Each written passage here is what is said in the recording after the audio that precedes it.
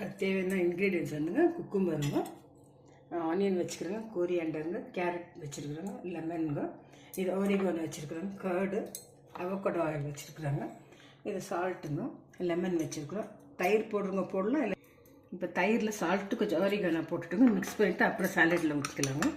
Mixing பண்ணிக்கலாங்க.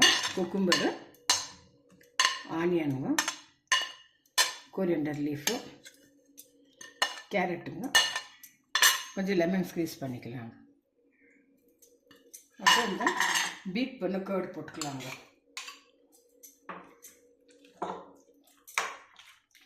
இப்போ கொஞ்சம் அவகோடோ வந்து ஸ்ப்ரே பண்ணிக்கலாங்க. அவ்வளோதான். Salad ready ஆகிடுச்சுங்க. 5 மினிட்ஸில் செய்யலாங்க. ஒரு பிரேக்ஃபாஸ்ட்டு கூட ஈஸியாக இருக்குங்க செய்யறதுக்கு.